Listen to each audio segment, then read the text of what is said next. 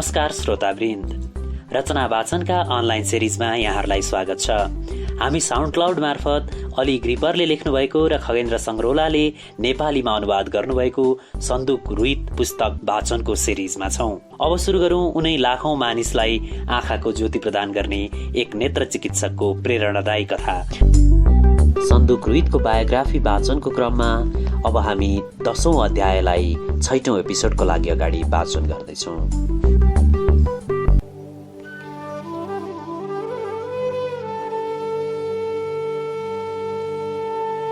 नेपाल जस्तो देशमा अन्धोपन भएका मानिसहरूको जीवन कति साह्रो एकान्तिकित हुन्छ भन्ने कुरा धेरै मानिस महसुसै गर्दैनन्।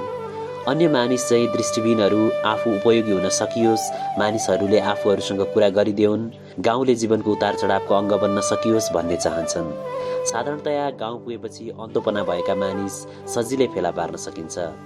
ती प्राय कुप्रो परेका हुन्छन्, तिनको अनुहार चिन्ताग्रस्त हुन्छ र तिनले शून्य दृष्टिले भुइँ वा आफ्नो अगाडि हेरिरहन्छन्। खास गरी जसलाई दिनमा धेरै घण्टासम्म एक्लै छाडिन्छ उनीहरूमा गहिरो निराशा वा मानसिक रोग पैदा हुन बेर लाग्दैन। रुइतले आफ्नो एउटा शिविरमा भेटेकी कामिस्या तामाङ एउटा उदाहरण हुन्। पदयात्रामा रुइतको साथमा अस्ट्रेलियाली पत्रकार क्याथरिन मार्सिनिया थिइन्, जसको अ हिमालयन भिजन 1991 नामक डकुमेन्ट्रीमा वर्षौंसम्म अन्धकारमा थुनिँदा उत्पन्न हुने विकराल मनोवैज्ञानिक असरहरू देखाइएको छ।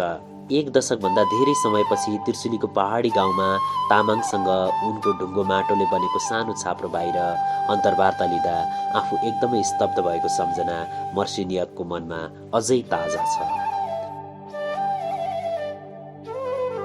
मर्सिनियक भन्छन्, मानिसमा अन्धोपन भएकाहरूलाई तिनको परिवारले हेरचाह गरिहाल्छ नि भन्ने रुमानी भावना पाइन्छ। तामाङको परिवारले उनको प्राण धानिने गरी पेटभरि खाना दिएको थियो। तर निर्वाहमुखी कृषिको कठोर वास्तविकता के हो भने परिवारका हरेक सदस्यले पसिना बगाउनै पर्छ। तामाङ एकदमै एक्ली र हतोत्साही थिइन्। उनमा अन्धोपना भएको धेरै वर्ष भएको थियो। उनी गाउँको सिरानमा सानो एक्लासे छाप्रोमा बस्थिन्। उनलाई परिवारजन र साथीहरूले एक्लै छाडिदिएका थिए। भेट्न पनि कोही आउँदैन थियो। गाउँको जीवन उनी बिनै चलिरहेको थियो। टालेका लुगा लगाएर खाली खुट्टा दैलोका ठेलामा असहाय अवस्थामा बसेकी तामाङले फिल्म निर्मातासँग मलाई मर्न लागेको छ भनिन्। पहिले लोग्ने महिनौं काम गर्न काठमाडौँ गएको बखतमा उनकी एकजना नन्द दिनदिनै उनलाई भेट्न आउँथिन्।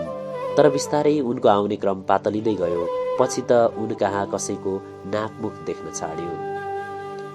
नन्द जाति थिइन्, तर अहिले म अन्धी भएपछि उनी मलाई तिमी एकदमै निकम्मा भयो भन्छन्। क्यामेरा उनको अनुहारतिर फर्किँदा मुन्टो न्युर्याएर तामाङले भनिन्। डकुमेन्ट्रीमा तामाङको चरम असहायपना र अरू मानिसहरूमाथिको निर्भरता देखिन्छ। उनको जीवन साँच्चै नै उनको एउटा घरको चार पर्खालभित्र थुनुवा बनेको थियो। यसरी उनी काम गर्न र गाउँले जीवनको भागीदार बन्न असमर्थ थिइन्। उनलाई आफ्नो बुढेसकालको औधी चिन्ता थियो, साथै आफ्नो फुक्कापन र निजत्वको चिन्ता थियो। 8 महिनादेखि म कतै जान सकेका छैन। मैले यही घरमा डल्लिएर बस्नु परेको छ।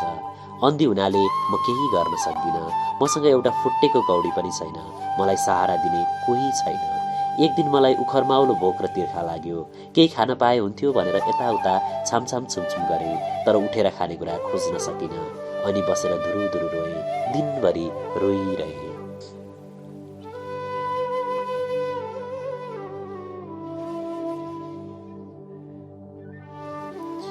राति तामाङ फेरि देख्न सक्ने भएको सपना देख्थिन्। उनी पहिले प्रश्नसँग देख्न सक्ने बेलामा आफूले गरेका सारा काम कुरा गर्न सक्ने भएको सपना देख्थिन्।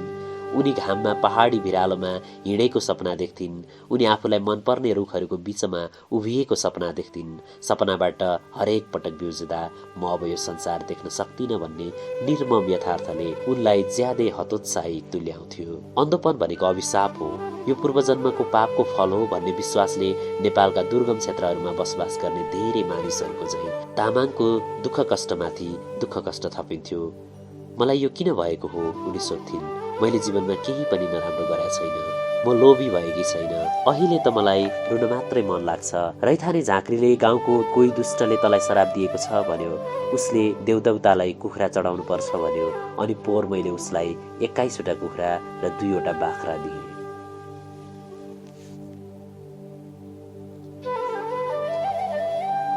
तामाङलाई नजिकको गाउँको विद्यालय भवनको धुले भुइँमा खडा गरिएको रुइतको स्थलगत टोलीको शल्यक्रिया शिविरमा ल्याएपछि आखिरमा उनलाई अन्धकारबाट मुक्ति गरी फेरि उज्यालो संसारमा भित्र्याइयो। शल्य चिकित्सकहरूले मोतियाबिन्दुले नराम्ररी बिग्रिएका आँखा जाँचेर उनका श्रीमानलाई भने, "तपाईले श्रीमतीलाई काठमाडौँको नेपाल आँखा अस्पताल लैजान सक्नुहुन्छ भने उनले फेरि एकदमै राम्रोसँग देख्न सक्छिन्।" त्यो सुनेर तामाङ डरले थुरथुर भइन्। दुर्गम भेगमा गाउँहरूमा अझै पनि कहिलेकाहीँ आँखाका डाक्टरहरूले बिरामीको आँखाको गेडी नै झिक्छन् भन्ने अफवाह फैलाइएको थियो। रुइतले सम्झाइ बुझाइ गरेर त्यो कुरा झुटो हो भनी उनलाई विश्वास दिलाउनु पर्यो। कामिस्या तामाङ अभिमानी र दृढ चरित्र भएकी महिला थिइन्। उनलाई आफ्नो उज्यालो संसार फर्काउनु थियो। उनी तगडा थिइन्। उनी स्वाधीनता प्रेमी थिइन्। लामो सास फेरेर गम खाँदै उनी आफ्ना श्रीमानसँग हिँडेर काठमाडौँ जाने योजना बनाउन थालिन्। "मलाई आँखा ठिक पारी माग्न मन छ।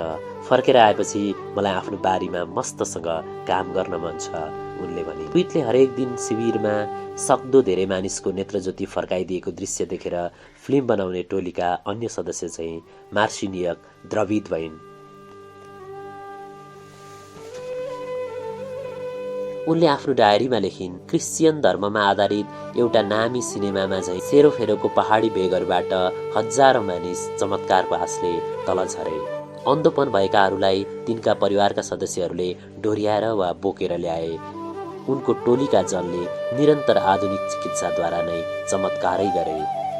यसबीच तामाङको उज्यालो संसारतर्फको उमङ्गमय यात्रा सुरु हुनै लागेको थियो। उनको चराको जस्तो ज्यानलाई ठूलो डोकामा राखी उनका श्रीमानले ढाडमा बोकेर घर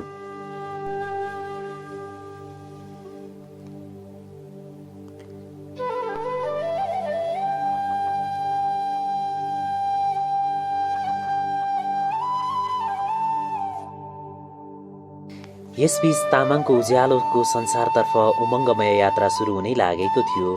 उनको चराको जस्तो ज्यानलाई ठूलो डोकामा राखी उनका श्रीमान ढाडमा बोकेर घरबाट हिँडे र आफ्नी श्रीमतीलाई फिताले जतनले मसक्क बाँधेर लडखडाउँदै 50 किलोमिटर लामो गोरेटो छिचोलेर अन्तिम बिसौनीसम्म ल्याइ पुर्याए। अनि श्रीमतीलाई बस चढाएर काठमाडौँ ल्याए। नेपाल आँखा अस्पतालसम्म आइपुग्दा तामाङ यति साह्रो अत्तालिएकी थिइन् कि उनले अस्पतालको आँगनमै बान्ता गरिन्।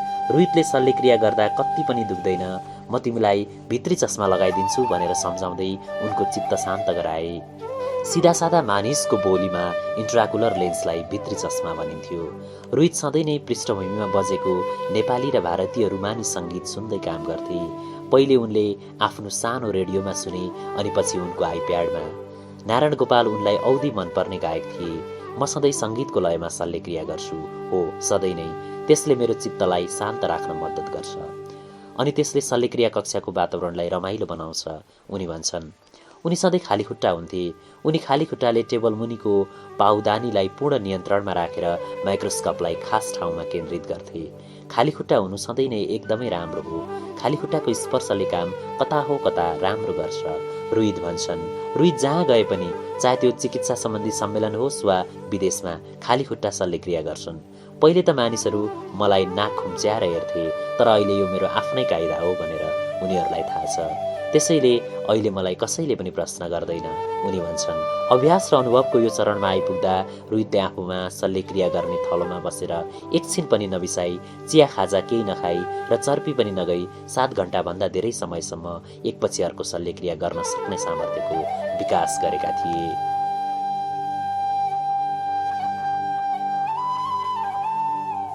दिनदिनै शल्यक्रिया कक्षमा हाजिर भएर थुप्रै शल्यक्रिया गर्दा रुइतको विधिमा मात्र सुधार नभई उनकै शब्दमा त्यो प्रणाली नै परिमार्जित भयो र उनको सहनशक्ति पनि दरिलो भयो। शल्यक्रिया गरिरहँदा रुइत के सोच्दा हुन्?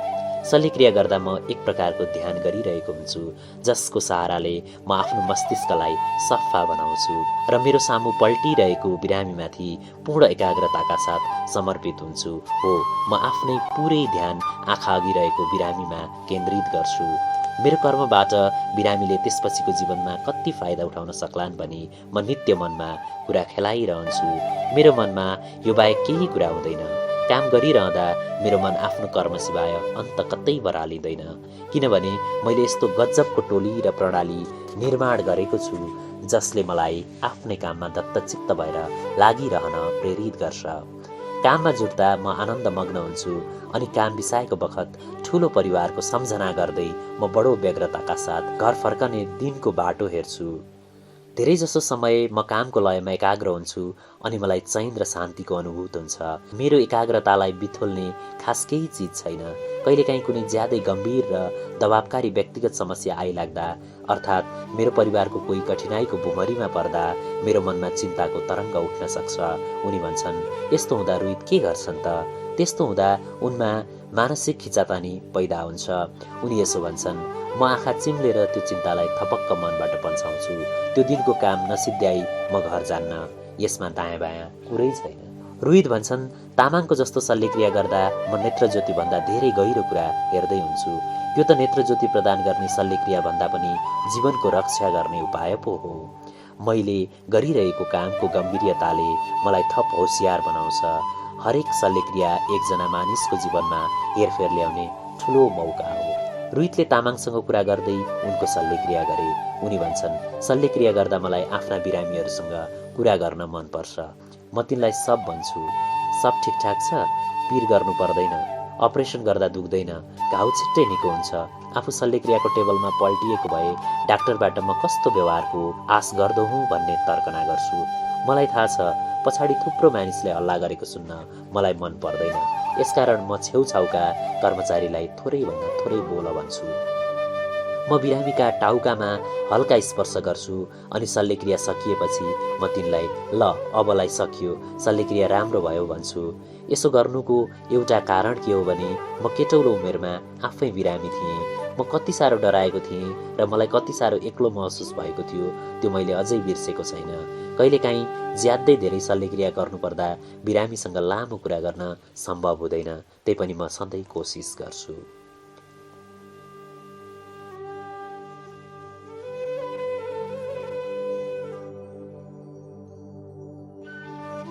रोहितले भोलिपल्ट तामाङको ब्यान्डेज खोलेर उनलाई फेरि संसार देखाउन थाले। लोग्नेलाई उनी भए ठाउँ डाकेर तिमी यो मानिसलाई चिन्छौ भनेर सोद्धा तामाङ हर्ष विभोर भइन्। उनले बिस्तारै आँखा उगारिन् अनि आफूलाई सम्हाल्न खोजे झैं गरी रोहितको कुइनो समातिन्। उनका लोग्नेले उनको अनुहारको कपाल सुस्तरी पन्छाइदिँदै भने, मलाई देख्न सक्छौ? उनको मुस्कानले कोठै उज्यालो भयो। उनको नेत्रज्योतिको घेरो फैलँदै गयो र रोहितले बाहिरका केराका थामहरू देखाए। झ्याल बाहिर देख्न सक्छौ? रोहितले उनलाई सोधे। ती के का थाम हुन्? उता गाउँपारी देख्न सक्छौ? रोहितका ओठमा तामाङको ओठमा झैं मुस्कान फक्रियो।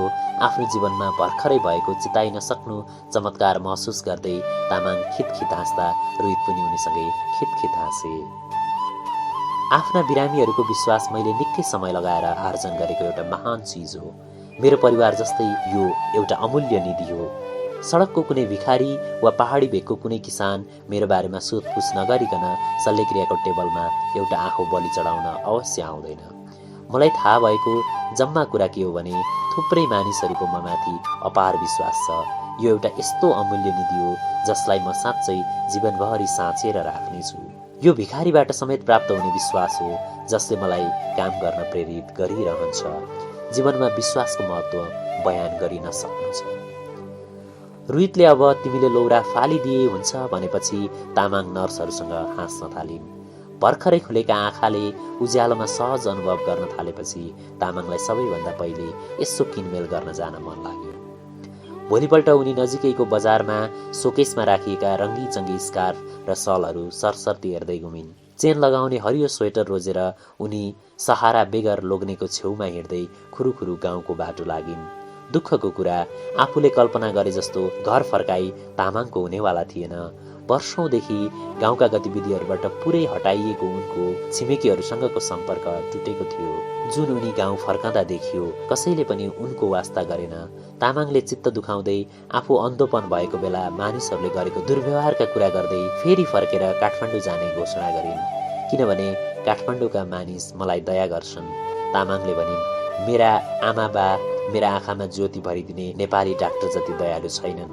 म 10 औँला जोडेर पुकार गर्छु, देवी देवता उनको रक्षे गरून्।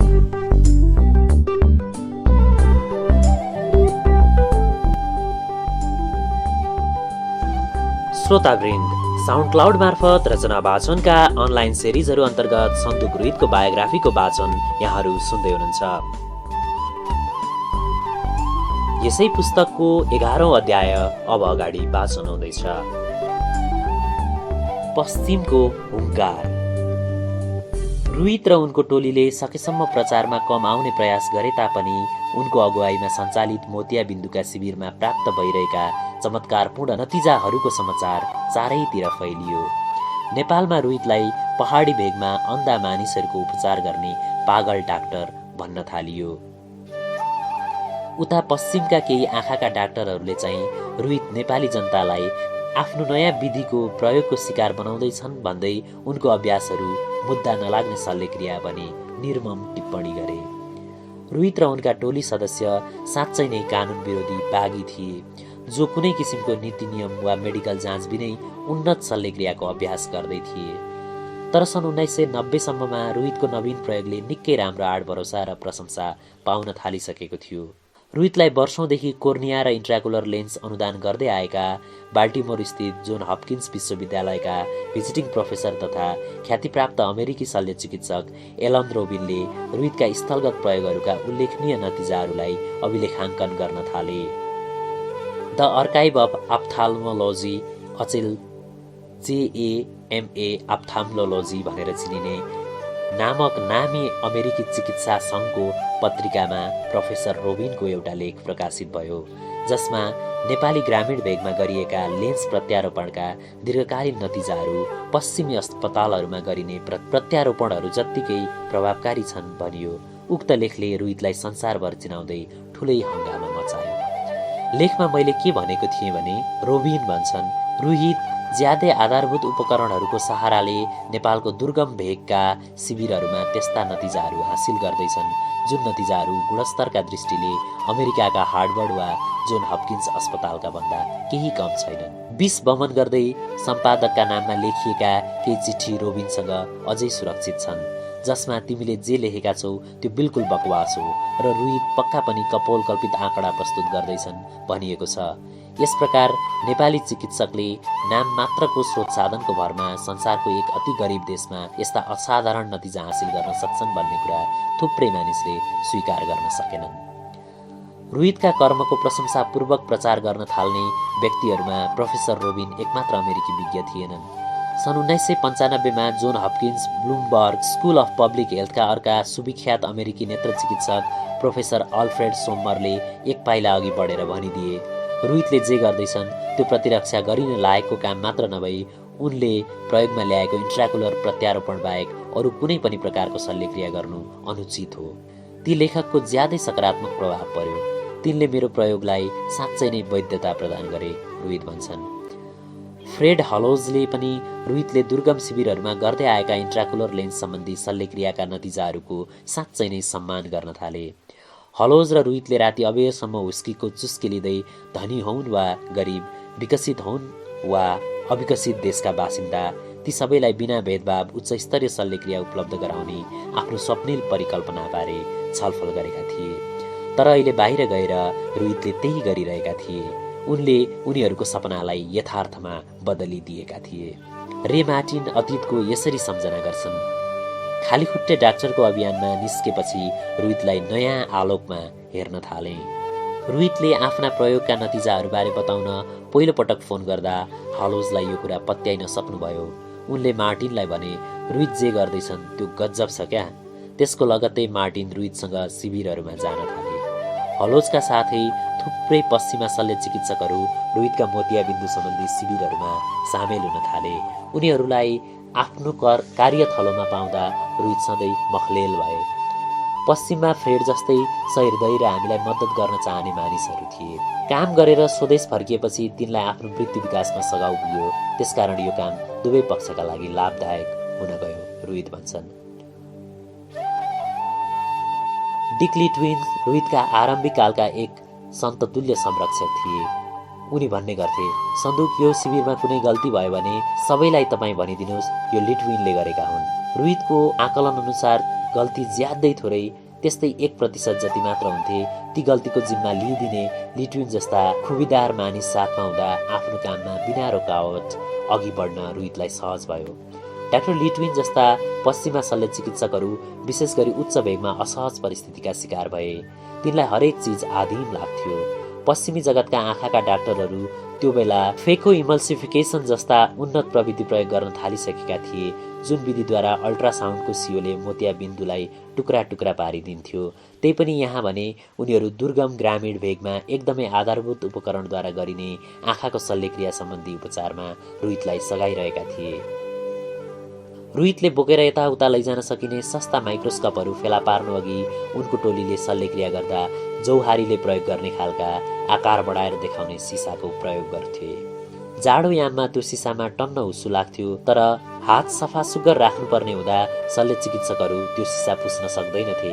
भाग्यवश आफूसँग माइक्रोस्कोप भइहालेछ भने पनि त्यसलाई तलमाथि गर्न मद्दत गर्ने मोटरले काम गर्दैनथ्यो, अथवा शल्यक्रिया गर्दा गर्दै बिचैमा बिजुली झ्याप्प निप्थ्यो अनि डाक्टरहरूले शल्यक्रिया गरी भ्याउन नर्सहरूले लाइट बालिदिनु पर्थ्यो। अक्सर डाक्टरहरूलाई श्वास प्रश्वास वा पेट सम्बन्धी समस्याले पिरोल्थ्यो। लिट्विन भन्ने गर्थे, बिरामी नभएको बेला जसले पनि यो काम गर्न सक्छ, बस जे जसरी भए पनि तिनले सक्दो राम्रोसँग काम गरिरहे। अनेकौं अव्यवस्था र असुविधा हुँदाहुँदै पनि रोहितका शिविरहरूमा काम गर्ने थुप्रै डाक्टर यसलाई आफूले जीवनमा आर्जन गरेका अनुभवमध्ये सबैभन्दा जीवनदायी अनुभव मान्छन्। यसो शिर उठाएर हेर्दा आफ्नो जीवनमा यो नै आँखाको आधुनिक शल्यक्रियाको सुविधा पाउने एक मात्र मौका हो भन्ने थाहा पाएर अतालिएको मुद्रामा आफ्ना कागजपत्र मुठ्याउँदै अन्धोपन भएका मानिसहरू लम्बे तान लाममा उभिएको देख्दा उनीहरूलाई आफ्नो काम बिसाउन मन लाग्दैनथ्यो। उनीहरू दुवै आँखाले नदेख्ने बिरामीहरूको शल्यक्रिया गर्दै थिए, त्यसकारण शल्यक्रियाका नतिजाहरू विस्मयकारी हुने नै भए। ती बिरामी राति पढ्नु र गाडी चलाउनु पर्ने पश्चिमाहरू थिएनन्। ती हिमाली भेगका मानिस थिए जसले आफ्नो छोराछोरीको हेरचाह गर्नुपर्थ्यो र जसले पहराबाट लड्नु हुँदैनथ्यो। रोहित र उनको टोली त्यस्ता मानिसका आँखामा ज्योति भरेर जीवनको दोस्रो मौका प्रदान गर्न सामर्थ्य थियो। रोहितको उद्देश्यको सरलताबाट लिट्विन एकदमै प्रभावित थिए। उनी जन्मजातै त्यस्तै हुन् कि बहिनी क्षयरोगले बितेर त्यस्ता भएका हुन्, म किटेर भन्न सक्दिनँ। तर के कुरा स्पष्ट थियो भने उनी मानिसहरूलाई मद्दत गर्न साँच्चै नै केही न केही गर्न चाहन्थे। अनि उनले आफ्नो यात्रापथमा तृतीय जमगोन कोन्ट्रुल जस्ता शानदार मानिस भेटेका थिए जसले उनलाई साँच्चै नै मार्गदर्शन गरेका थिए र उनको सरसल्लाहले उनलाई थुप्रै कुराको जानकारी गराउँथ्यो। रोहितमा अनुपम गुण थियो, यसमा कुनै सन्देह थिएन। उनी जीवनमा केवल एउटै लक्ष्यद्वारा सम्मोहित एकसुरे मानिस थिए। उनी हरेक बिहान उठेर आज कतिजना अन्धोपन भएका मानिसहरूको उपचार गर्न सकिएला भनी गम खान्थे। लिट्विन भन्छन्, तिनले त्यति थोरै साधनले त्यति धेरै काम गर्न सकेको देखेर लिट्विन चकित हुन्थे। धागो उनेर आँखा भुक्क नहुने गरी टाँका मार्ने विशेष प्रकारको सियो कहिलेकाहीँ त 4-5 पटक पनि प्रयोग गरिन्थ्यो। त्यस्तो सियोलाई एन्टिसेप्टिकमा स्टरलाइज गरेर फेरि प्रयोग गरिन्थ्यो। माग्नु, सापटी लिनु, फारितिनु गर्नु र उपकरणहरूका लागि बचत गर्नु रोहितको जीवनशैली नै बनेको थियो। आखिरमा उनले शिविरसम्म लैजान मिल्ने ससाना माइक्रोस्कोपहरू फेला पारे। ती जर्मनी र संयुक्त राज्य अमेरिकामा बनेका $40,000 पर्ने माइक्रोस्कोप नभई जापानमा बनेका केवल $6,000 पर्ने कोनान माइक्रोस्कोप थिए। ती छरिता र कायदाका थिए। तिनले गजबका काम गर्थे। रोहित भन्छन्, आँखाका शिविरहरू पहिले ग्रामीण भेगहरूमा सञ्चालित गरिए र पछि ती बिस्तारै अनेक जिल्लाका क्लिनिकहरूमा रूपान्तरित भए। बिरामीहरू कुनै खास शिविरमा लगातार वर्षौंसम्म आइरहेको खण्डमा रोहित त्यही पूर्णकालीन क्लिनिकमा काम गर्ने एकजना नेत्र सहायक राखिदिन्थे। कालान्तरमा यस्ता क्लिनिक आँखाको उपचारलाई नेपालभरि फैलाउने सञ्जालको एक अङ्ग बने। कुनै पनि आँखा शिविरको अन्तिम रातमा ठुलो धुनी जगाइन्थ्यो अनि सबैजना न्यानो रापको वरिपरि बसेर मदिरापान र नाचगान गर्थे। शिविरहरू सुरक्षित स्थानहरूमा भए रोहित आफ्नो परिवारको साथ रमाइलो गर्थे। किशोर वयमा पुगेपछि सागर, सेरब्ला र सेरेन्टला प्राय स्वयंसेवकका रूपमा व्यस्त हुन्थे। उनीहरू शल्यक्रिया गर्नुअघि बिरामीको नेत्रज्योतिको जाँच गरेर त्यसबाट प्राप्त सूचनालाई आफ्नो ल्यापटपमा राख्थे। सेरब्ला स्वयंसेवकका रूपमा शिविरमा काम गरेको समयलाई आफ्ना बासँग हुर्किने क्रमको सबैभन्दा उत्तम समय मान्छिन्। त्यो समय मलाई सधैँ नै सामुदायिक उत्सव वा चाडपर्व जस्तो लाग्थ्यो। बिरामीहरूका ब्यान्डेज फुकालेर उनीहरू फेरि देख्न सक्ने हुँदाको क्षण मलाई जादुको चमत्कार जस्तो लाग्थ्यो। एउटी 6 घण्टा हिँडेर शिविरमा आएकी महिला बिरामीलाई म कहिल्यै बिर्सने छैन। ती महिला 10 वर्षभन्दा धेरै समयदेखि आँखा देख्दै रहेनछिन्। आँखाको ब्यान्डेज फुकालिदिएपछि उनले भनिन्, ओहो मलाई त गहिरो निद्राबाट बिउजे जस्तै लाग्यो।